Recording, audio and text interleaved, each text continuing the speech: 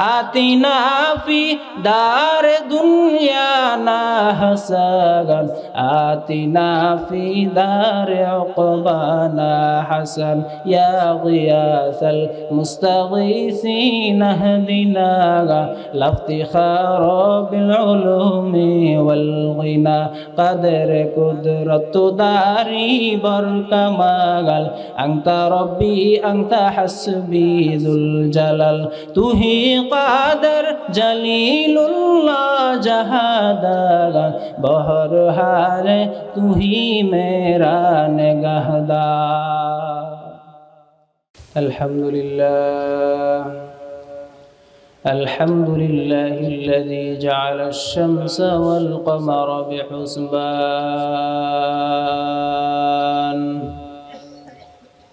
والنجم والشجر يسجدان وفضل زمانا على زمان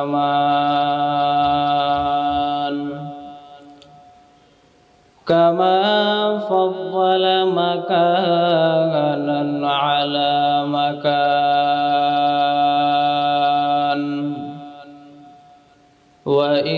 وإنسانا على إنسان ونشهد أن لا إله إلا الله وحده لا شريك له لا ضد له ولا ند له ولا مثل له ونشهد أن سيدنا وسندنا وحبيبنا وحبيب ربنا وطبيب قلوبنا ومولانا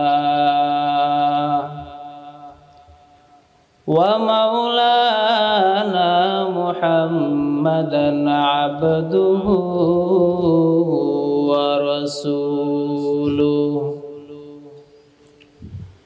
الذي أرسله الله تعالى بالحق بشيرا ونذيرا وداعيا إلى الله بإذنه وسراجا منيرا أما بعد فأعوذ بالله من الشيطان الرجيم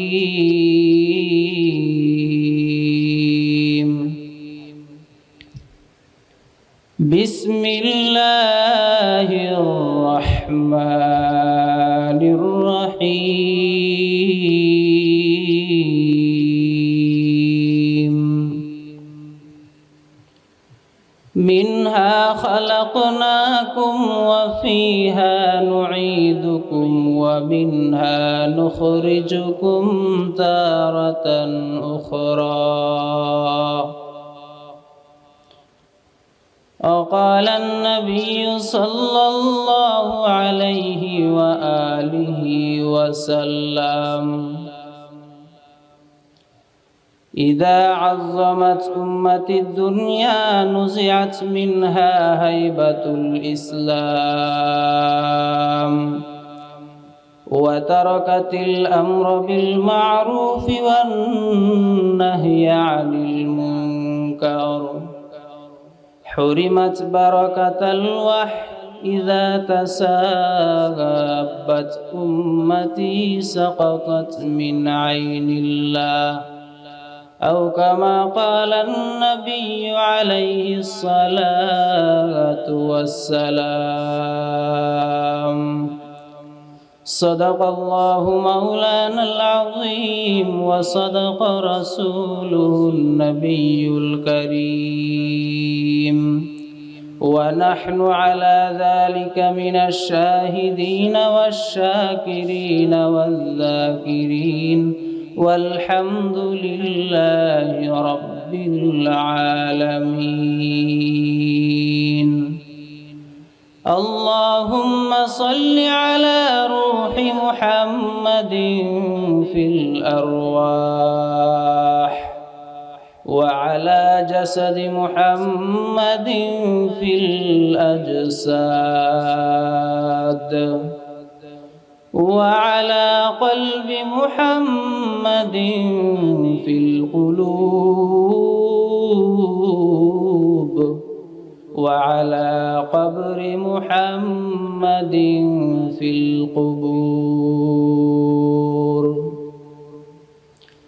سبحانك لا علم لنا إلا ما علمتنا إنك أنت العليم الحكيم رب اشرح لي صدري ويسر لي أمري واحلل عقدة من لساني يفقه قولي मैं दूर हो मजबूर हो ऐ सैयद आलम मैं दूर हो मजबूर हो ऐ सैयद आलम दीदार दिखा दे नहीं आवाज सुना दो दीदार दिखा दे नहीं आवाज सुना दो मैं सूरत यूसुफ को नहीं चाहने वाला मैं सूरत यूसुफ को नहीं चाहने वाला मैं कायस के मानंद नहीं आशिक लैला मैं कायस के मानंद नहीं आशिक लैला मैं आशिक मौला हो मेरा इश्क दीवाना मैं आशिक मौला हो मेरा इश्क दीवाना ये जुमला जहाँ जिसकी तजल्ली से उजाला ये जुमला जहाँ जिसकी तजल्ली से उजाला उल्फत में बराबर के वफा हो के जफा हो उल्फत में बराबर के वफा हो के जफा हो हर चीज़ में लज्जत है अगर दिल में मज़ा हो हर चीज़ में लज्जत है अगर दिल में मज़ा हो अल्हम्दुलिल्लाह আল্লাহ পাকের দরবারে লাখো কোটি শুকর ও সুজুদ যে মহান আল্লাহ পাক রব্বুল আলামিন আমাদেরকে এই ফিতনার যুগে আল্লাহ তাআলার পবিত্র বান্দা হিসেবে কবুল করে নেককার বান্দাদের অন্তর্ভুক্ত করে আজকের এই সম্মেলনে আসার বসার কিছু কথা বলার এবং শোনার মতো তৌফিক ধৈর্য হিম্মত আল্লাহ দিয়েছেন এই জন্য অন্তরের অন্তরস্থল থেকে একবার দিল থেকে ঈমানের আওয়াজকে উঁচু করে শুকরিয়া আদায় করি আলহামদুলিল্লাহ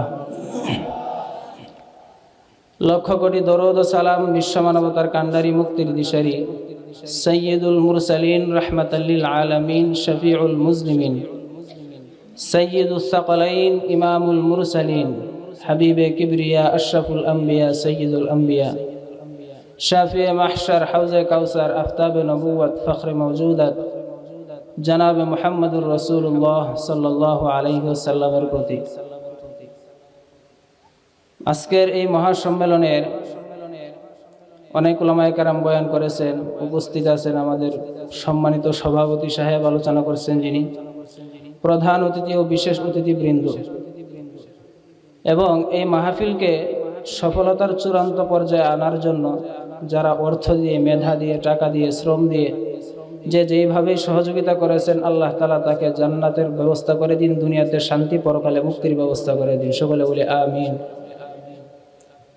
কারণ আল্লাহ কোরআনে বলেন যে ব্যক্তি আমার কোনো ভালো কাজের ইচ্ছা করে সেটা আমার পক্ষ থেকে আসে ইশারা বান্দা কোনো আমল যদি করে ওই আমলটা আল্লাহর পক্ষ থেকে ইশারার মাধ্যমেই হয় আবার কেউ যদি গুনাহের কাজে জড়ায় সেটাও আল্লাহর পক্ষ থেকে হয় কিন্তু এখানে একটা প্রশ্ন থেকে যায় যে সব কিছুই যদি আল্লাহর পক্ষ থেকেই হয় তাহলে বান্দার তো এখানে কোনো দোষ নাই, কারণ পুতুল যেমনি নাচাই তেমনি নাচে, পুতুলের কি দোষ? তো আল্লাহ অন্য আয়াতে বলেন, والذين جاهدوا فينا لنهدينهم سبلنا والذين جاهدوا فينا لنهدينهم سبلنا وإن الله لمع المحسنين।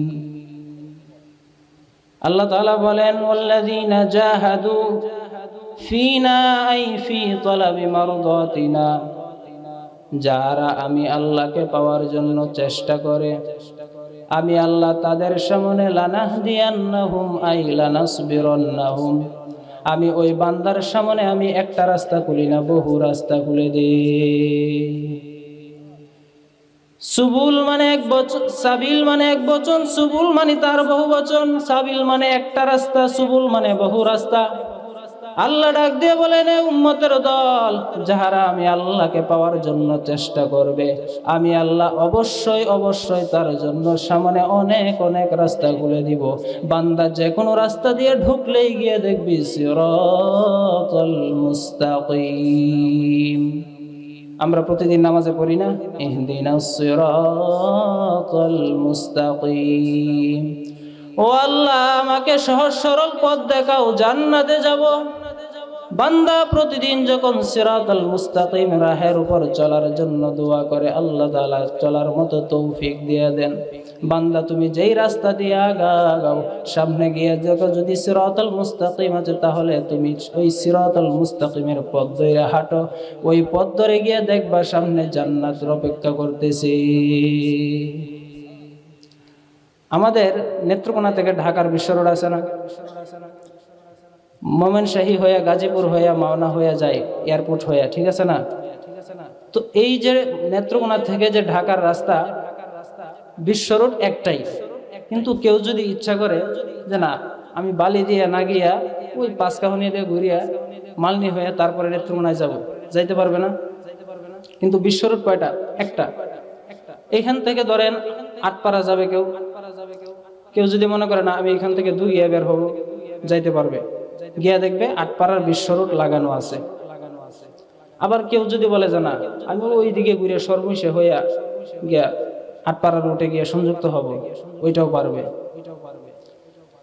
আল্লাহর নবী বলেন, সাহাবায়ে কেরামকে নিয়ে একদিন বসলেন, বসার পর সাহাবায়ে কেরামকে বললেন ভালো করে কর্ণপাত করো, দৃষ্টিপাত করো। আল্লাহর রাসূল সাহাবায়ে কেরামকে সামনে নিয়ে একটা মাটি বা বালুর উপর একটা সোজা রেখা টানলেন, এভাবে আঙ্গুল দিয়ে বালুর উপর একটা সোজা রেখা টানলেন।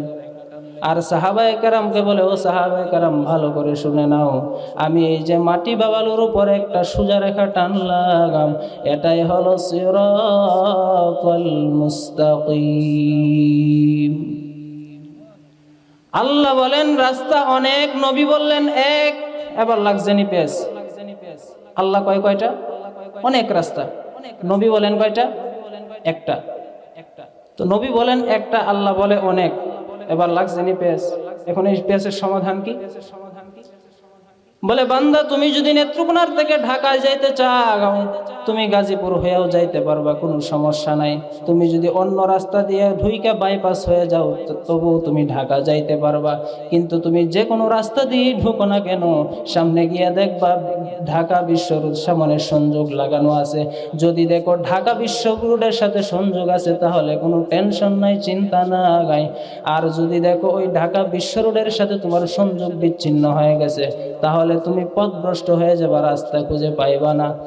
এবার নবী ডাক দিয়ে বলেন, সাহাবায়ে কেরাম ভালো করে শুনো, আমি বললাম একটা পথ, এটার নাম হচ্ছে সিরাতাল মুস্তাকিম। আল্লাহ বললেন অনেক।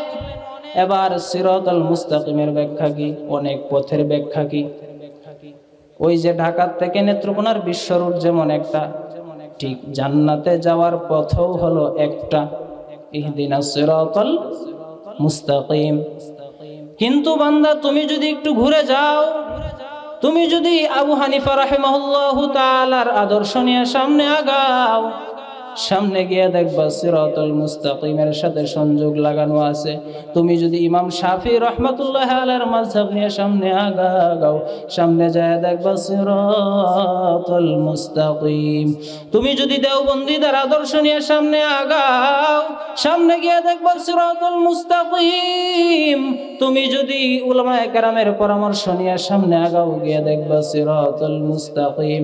যদি দেখো সিরাতুল মুস্তাকিমের সাথে নবীর সুন্নতের সাথে সংযোগ আছে, তাহলে তুমিও আছো আমিও আছি।